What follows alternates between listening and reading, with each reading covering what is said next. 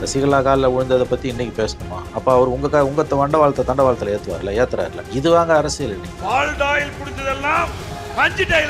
என்னத்தை கண்டுபிடிக்க போறீங்க? ஜெயலலிதா சாவில் இருக்க மர்மத்தை கண்டுபிடிச்சிட்டிங்க பாருங்க. பார்த்து கலைஞர் சாவில் இருக்க மர்மத்தை கண்டுபிடிங்க. எம்ஜிஆர் சாவில் இருக்க மர்மத்துக்கு போங்க. கை கூப்பி நடந்து போகலாம். அவர் பெரம்பூரில் நடந்து போனால் யாரும் அவரை தடுக்க முடியாது. போங்களேன். இது கூடவா சொல்லிக் கொடுக்கணும்? அதிகாரம் கையில் இருக்குன்னா ஒருத்தனை அடைக்கிடலாம் முடியாது. உங்களுக்கு புத்தி வேணும், சொல்கிறத கேட்கணும், விஷயம் தெரிஞ்சவனை கூட வச்சுக்கணும். எதுவுமே இல்லைன்னா வீட்டில் தான் உட்காந்துருக்கணும். வேட்புமனுவே நீங்கள் நிராகரிப்பு. நான் பல தொகுதியில் போகணும்னு நினச்சேன். கையில் இருந்த ஒரு வாய்ப்பை இப்படி பண்ணிட்டாரா? அப்படிதான் தோணுது எனக்கு. ஏங்க 4 நாளாக அவர் இல்லைங்க ஃபீல்டு இல்லையா?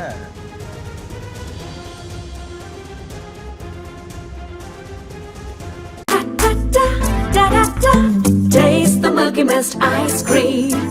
Milky Mist ice creams. ஆச்சி மசாலா. எந்த சமையலும் ருசி தேடும் ரகசியம். 20 ரூபாய். இதுக்கிடையில் இப்போ எல்லாரும் பிரச்சாரத்துக்கு போயிட்டாங்க. ரொம்ப பரபரப்பாக போயிட்டு இருக்கு பிரச்சாரம் எல்லா ஊர்லயும். பிரச்சாரத்தை எப்படி பாக்குறீங்க? முதல்ல இப்போ அந்த சூடு பறக்குதா இல்லை எப்படி? இல்லை, இன்னும் பிடிக்கல. ஏன்னா இன்னும் உங்களுக்கு இன்னைக்கு தானே உங்களுக்கு நாமினேஷன் ஸ்க்ரூட்டினி முடியுது. நாளைக்கு லாஸ்ட் டேட்டு. நாளையிலேருந்து தான் வந்து உங்களுக்கு வந்து எனக்கு தெரிஞ்சு பிக்கப் ஆகும். இன்றைக்கி செவ்வாய்க்கிழமை, அடுத்த செவ்வாய்க்கிழமை கேம்பெயின் முடியுது. Last 15 days. I think by 14th or 15th தான் சொல்ல முடியும். லாஸ்ட் 5 to 6 days தான் குரூஷியலுங்க. இப்போ ஒன்றும் பெருசாக பிக்கப் ஆகலைன்னு எனக்கு தோணுது. இல்லை, primary one of the important players வந்து அலூஃபாவே இருக்கார். எல்லாரும் பிரச்சாரத்தில் இருக்காங்க, அவர் வீட்டில் இருக்கார். எல்லாருக்கும் என்ன பேசுறதுன்றது பிரச்சனை. இவருக்கு கூட்டத்தில் அடித்தடி ஆகக்கூடாது, எவனும் டிரான்ஸ்ஃபார்மரில் ஏறக்கூடாது, எவனும் பைக்கில் போய் விழக்கூடாது, சாவு இழவு விடக்கூடாதுன்றதான் இவருக்கு பிரச்சனை. அவர் தான் இன்றைக்கி வந்து இம்பார்ட்டன்ட் பிளேயரு. அப்போ அவரோட பிரச்சனை ரொம்ப வித்தியாசமான பிரச்சனையாக இருக்குது. ஸோ இது எப்படி புரிஞ்சுக்கிறது? இந்த இது அவர் பிரச்சாரத்துக்கு அனுமதி தர மாட்டாங்க. அதுதான் எங்கே போனாலும் அவருக்கு பிரச்சனை இருக்குது. அனுமதி எப்படி கொடுப்பான்? கூட்டம் சார்ந்தா சாவுறாங்கன்றாங்க. But still you have to give him permission. சரி, எங்க பர்மிஷன் வாங்காமலே அவர் வந்து ஆஸ் அ கேண்டிடேட் அவர் பெரம்பூர்லேயும் திருச்சியிலையும் போகலாம். அது தெரியுமா உங்களுக்கு? எந்த பர்மிஷனும் வேணாம், நடந்தே போய் ஓட்டு கேட்கலாம். கேன்வாஸுக்கு போகலாம். அவர் கை கூப்பி நடந்து போகலாம். அவர் பெரம்பூரில் நடந்து போனால் யாரும் அவரை தடுக்க முடியாது. போங்களேன். இது கூடவா சொல்லிக் கொடுக்கணும்? அப்போ எதுவும் சொல்கிறதுக்கு ஆள் கிடையாது. சரி, when the goings get tough, the tough gets going-னுவாங்க. இவ்வளோ தூரம் இந்த கவர்மெண்ட்டு தடையை விதிக்குதுன்னா அப்போ தான் நீங்கள் வளர்றீங்கன்னு அர்த்தம். Use your brain. கருணாநிதி மனித சங்கிலிக்கு அனுமதி கேட்குறாரு. எப்போ?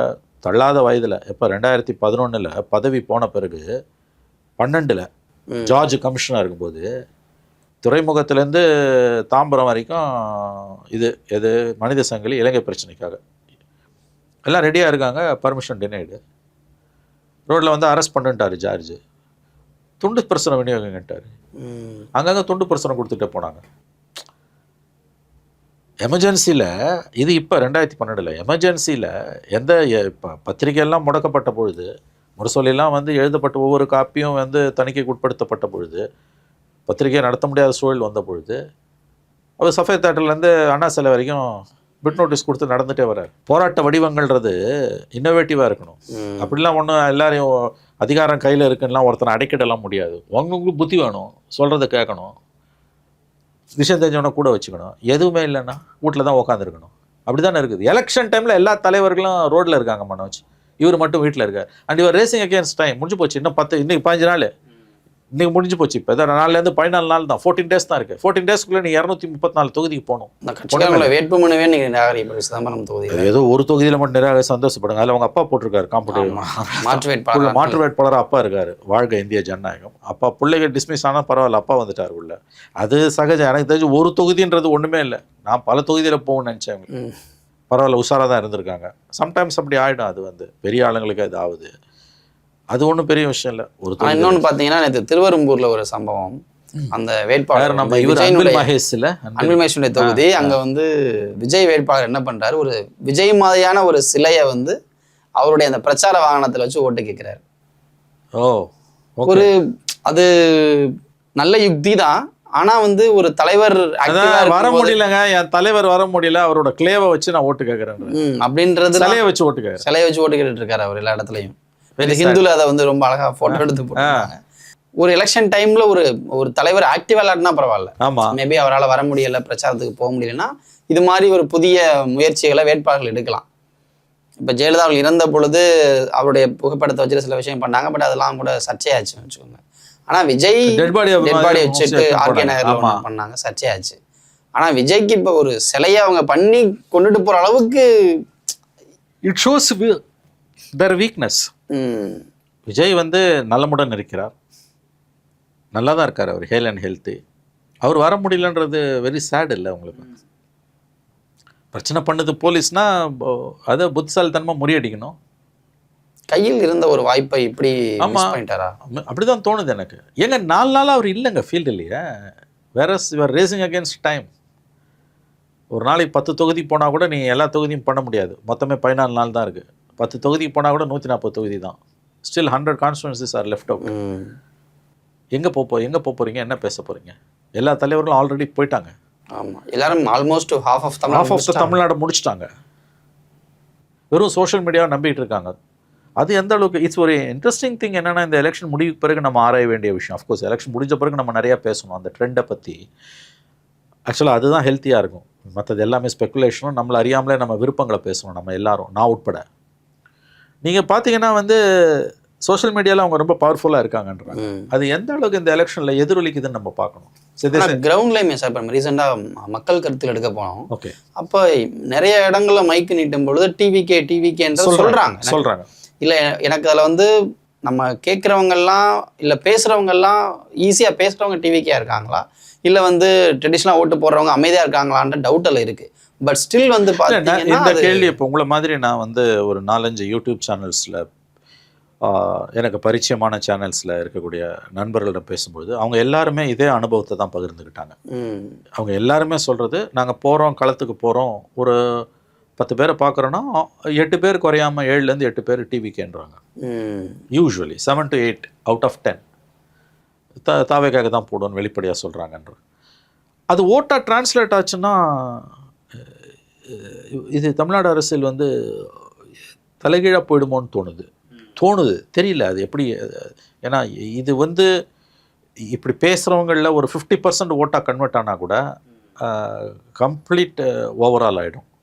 யார் ஜெயிப்பா யார் தோப்பான்லாம் நம்மளால் ப்ரெடிக்டே பண்ண முடியாது. அது is a close contest election. ஒரு அட்லீஸ்ட் ஒரு 50 to 60 கான்ஸ்டிட்யூன்சிஸில் அவங்க டிசைசிவாக வந்துட்டாங்கனால ஐ திங்க் யாருக்கும் மெஜாரிட்டி இல்லாமல் கூட போகலாம்.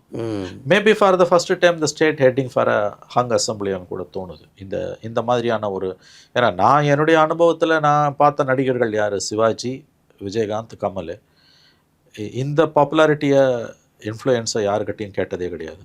This is something unusual, something அன்பிலீவபிளாகவும் இருக்குது. அஃப்கோர்ஸ் பொட்டியை திறக்கும்போது தெரியும் என்னன்றது. அவங்க பிரச்சாரத்துக்கு வராங்க வரலன்னாலும் பெரிய அளவில் எங்களுக்கு இதை பற்றி கவலை இல்லை, நாங்கள் எங்கள் தளம் வந்து சோஷியல் மீடியான்றாங்க. பட் அதில் மட்டுமே வச்சுட்டு நீங்கள் எலெக்ஷனை ரன் பண்ண முடியாது. ஆனால் இன்றைக்கி இருக்க மாடர்ன் வேர்ல்டில் அது ஒரு பெரிய ரோலை ப்ளே பண்ணுது. அதையும் நம்ம மறுக்க முடியாது. மெயின் ஸ்ட்ரீமோடு சேர்ந்து அது வரணும். வெறுமனே சோஷியல் மீடியாவில் ப்ளே பண்ண முடியாது.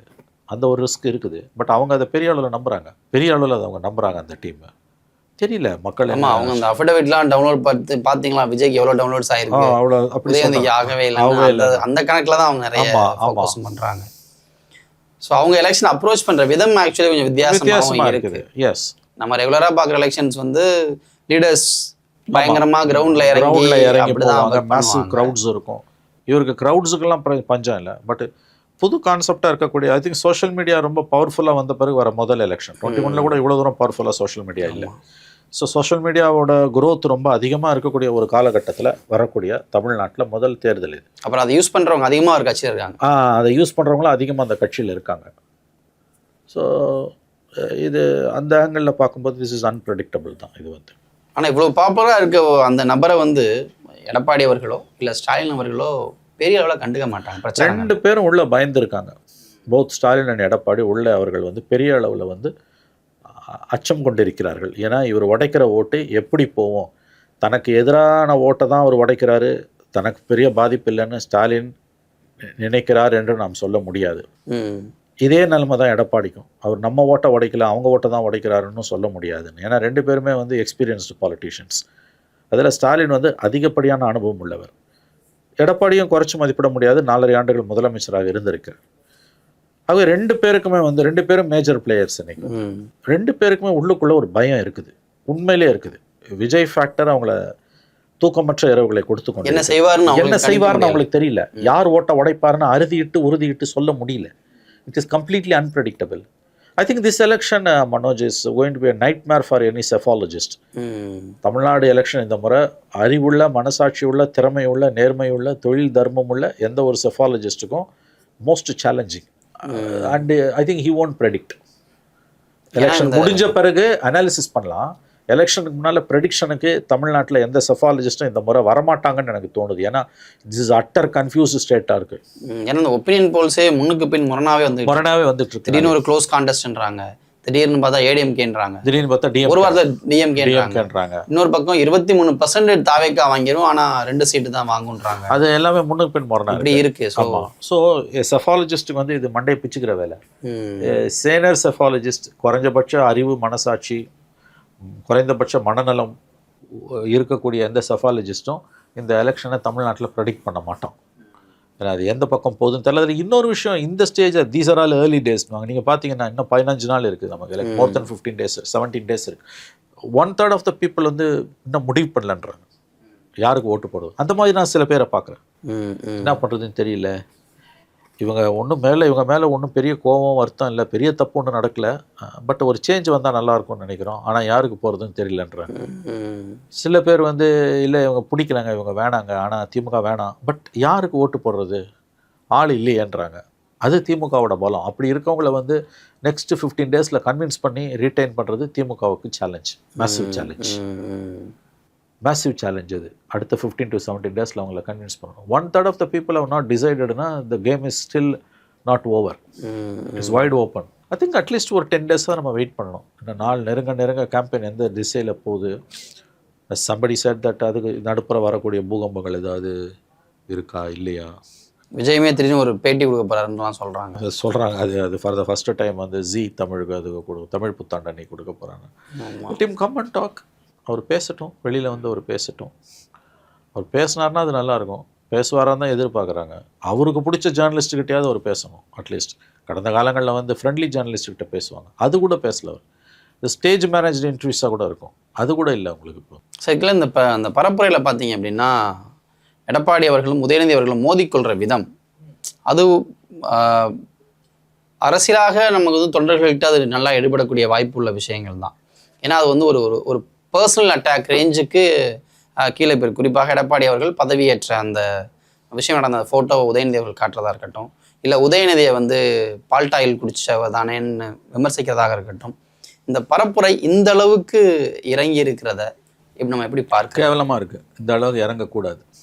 2 பேர் பண்ணுறதும் தப்பு. என்றைக்கோ காலில் விழுந்தது இன்றைக்கி உதயநிதி அதையே பேசுவார்னா, அப்போ உதயநிதியோட பர்சனல் லைஃபை எடப்பாடி பேச தான் செய்வார். அது அவர் பேசுகிறார். 2மே தப்பு. இதுக்கும் தமிழ்நாட்டு மக்களுக்கும் என்ன சம்பந்தம்?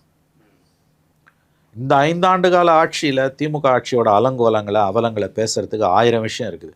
அதை பட்டியலிட்டு எடப்பாடி பேசினாலே போதும். அதே மாதிரி எடப்பாடியோட 4.5 ஆண்டு கால ஆட்சியோட தோல்விகள், இன்றைக்கி வந்து தமிழ்நாட்டு நலன்களுக்கு எதிராக இருக்கக்கூடிய பிஜேபியோட கூட்டு வைத்திருப்பதால் தமிழகத்துக்கு வரக்கூடிய சோதனைகள், தமிழக உரிமைகளுக்காக அவர் பேசாதது, இதை பற்றி உதயநிதி பேசினார்னா அது நல்லாயிருக்கும். 2 பேரும் அதை விட்டுட்டு நீ காலில் ஊர்ந்து போய் சசிகலா காலில் ஊர்ந்து போனன்றதும், நீ பால்டாயில் குடிச்சா யாருக்காக குடிச்சா படுத்து கிடந்துன்றதும் ஒதுக்கி தள்ளப்பட வேண்டிய அருவருப்பான பேச்சுக்கள். இதை வந்து 2 பேரும் எதுக்காக செய்கிறாங்கன்னு எனக்கு தெரியல. நீங்கள் நம்ம பேசும்போது ஒரு வார்த்தை என்கிட்ட சொன்னீங்க, நீங்கள் தான் சொன்னீங்க ஒரு 2 மணி நேரத்துக்கு முன்னால். 2 பேரும் சார் அவங்க பிரச்சாரத்தை தங்களுக்குள்ளேயே வச்சுக்கணும் போட்டியை, அதனால் இப்படி பேசுகிறாங்க அப்படின்னு தோணுதுன்னு நீங்கள் சொன்னீங்க. அது உண்மையான எனக்கு தெரியல. அப்படி இருந்ததுன்னா அதுவும் அசிங்கம். 2 பேரும் ஒருத்தர் முதலமைச்சராக இருந்தவர், ஒருத்தர் அடுத்த முதலமைச்சராக வாய்ப்பு உள்ளவர் உதயநிதி ஸ்டாலின். எதுக்கு இவ்வளோ கீழ்த்தரமாக பேசணும்? சசிகலா காலில் விழுந்ததை பற்றி இன்றைக்கி பேசணுமா? அப்போ அவர் உங்கள் தண்டவாளத்தில் ஏற்றுறாருல. இது வாங்க அரசியல் இன்றைக்கி. தனி மனித தாக்குதல்கள், தூஷணை, இதுக்கு எல்லையே கிடையாது. இல்லை, இது ரொம்ப சீப் பாலிடிக்ஸில். இது எடப்பாடி பண்ணுறது ரொம்ப தப்பு. இந்த கவர்மெண்ட்டை தப்பிச்சுக்கிறதுக்கு அவர் வழிவகுக்கிறார். மக்கள் பிரச்சனையை பற்றி பேசாமல் உதயநிதி என்னைக்கோ பால்டாயில் குடிச்சது இன்றைக்கி ரொம்ப முக்கியமாக, அதுவும் தமிழ்நாட்டுக்கு என்ன சம்மந்தம்? பிரச்சனையை பேசுங்க சார். இந்த 5 வருஷம் ஆட்சியில் நடந்த அலங்கோலங்களை பேசுங்க. அதை பேசாமல் நீங்கள் வந்து தனி மனித தாக்குதல்களில் இறங்குறீங்கன்னா அது திமுகவுக்கு லாபம், உண்மையிலே லாபம். தொடர்ந்து எடப்பாடி இப்படி பேசுவது என்பது, அப்புறம் கருணாநிதி மரணத்தில் சந்தேகம் இருக்குது, அவரை கைதியாக வச்சுருந்தா என்ன பேச்சு இதெல்லாம்? அப்போ நீங்கள் தான் சார் சிஎம் 18. அதுக்கு பிறகு 3 வருஷம் நீங்கள் சிஎம். இந்த குற்றச்சாட்டை 21 தேர்தலில் நீங்கள் வைக்கல, 26ல் வைக்கிறீங்க, 8 வருஷம் பொறுத்து. அப்படி ஒன்று இல்லைன்றது எல்லாருக்கும் தெரியும். It was a natural death. Kalaignar வந்து நிறைவாழ்வு வாழ்ந்து 95 வயசில் இறந்து போனார். அதில் போய் கதை அழகிறதுன்றது வந்து ஜெயலலிதா சாவில் மர்மம் இருக்குன்றது எப்படி ஒரு அபத்தமான முட்டாள்தனமான உண்மைக்கு மாறான குற்றச்சாட்டோ, அதை விட மோசமான உண்மைக்கு மாறான குற்றச்சாட்டு கலைஞர் மரணத்தில் மர்மம் இருக்கணும். இது ரெண்டுமே வந்து நடைமுறைக்கு ஒவ்வாத அப்பட்டமான பொய்யை பித்தலாட்டம். இப்படி பேசுகிறதால வந்து ஒருவர் ஏமாற்றிக் கொள்கிறார்கள். 2 பேரும் சேர்ந்து மக்களை ஏமாத்துறாங்க. இது என்னத்துக்கு பிரச்சனை? இது என்ன கண்டுபிடிக்க? நீ என்னத்தை கண்டுபிடிக்க போறீங்க? ஜெயலலிதா சாவில் இருக்க மர்மத்தை கண்டுபிடிச்சிட்டிங்க பாருங்கள். இப்போ அடுத்து கலைஞர் சாவில் இருக்க மர்மத்தை கண்டுபிடிக்கும். எம்ஜிஆர் சாவில் இருக்க மர்மத்துக்கு போங்களேன். போயிட்டே இருக்க வேண்டியதான். அப்படியே அதான் சொல்லுவாங்கல்ல, ஆதித்த கரிகாலனை கொண்டது யாருன்னு இல்லை. இதுக்கு எதனா அர்த்தம் இருக்கா இந்த பேச்சுக்கலாம்? அந்த பேச்சு தான் இதுவும். ஆகவே பிரச்சனையிலேருந்து தப்பிச்சு போகிறது மனோஜ். இதெல்லாம் மக்களை ஏமாத்துறாங்க இவங்க. இந்த மாதிரி இடத்துல தான் புது பிளேயராக வரக்கூடிய விஜய் மாதிரியான ஆட்கள் அவங்க ஸ்கோர் பண்ணுறதுக்கான வாய்ப்பு. அவங்க 2 பேரையும் இந்த நேரத்தில் வந்து அட்டாக் பண்ணணும். 2 பேரும் மக்களை ஏமாத்துறாங்க பாருங்கள். இதுவாக பேச்சு இன்னைக்கு? மக்கள் பிரச்சனையை 2 பேரும் பேச மறுக்கிறாங்க. 2 பேரும் திட்டம் போட்டுக்கிட்டு நம்மளை தவிர யாரும் தமிழ்நாட்டு மக்களை ஆட்சி பண்ண வரக்கூடாதுன்னு ஏமாத்துறாங்க அப்படின்னு இந்த இடத்துல எக்ஸ்போஸ் பண்ண வேண்டியது விஜய் மாதிரி இருக்கக்கூடிய புதிய வரவுகள் அரசியலில் அவங்களுக்கான. ஏன்னா அவங்க எது சொன்னாலும் இன்றைக்கி மக்கள் மத்தியில் ஒரு மரியாதை இருக்குது. ஏன்னா அவங்களுக்கு பேகேஜ் இல்லை. அவங்களுக்கு அவர் வீட்டுக்குள்ளேயே கிடக்குறாருன்னா என்ன இருக்குது? அவர் தோல் உரிக்கணும் 2 பேரையும். அப்போ 2 பேரும் ஒழுங்காக இருப்பாங்க.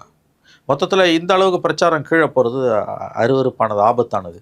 போன தடவை போச்சு இல்லை எடப்பாடி அம்மாவை பற்றி ஆராசா பேசினதில். அந்த மாதிரி வந்து உங்களுக்கு வந்து இது கீழே போகிறது இவங்களுக்கு லாபம். 2 பேருக்கும் இது லாபம். திமுக அண்ணா திமுக 2 பேருக்கும் லாபம். ஒரு மாதிரி டெவலப்மெண்ட் பாலிடிக்ஸ் பேசுகிற தமிழ்நாடு அந்த இடத்துல நகருதா?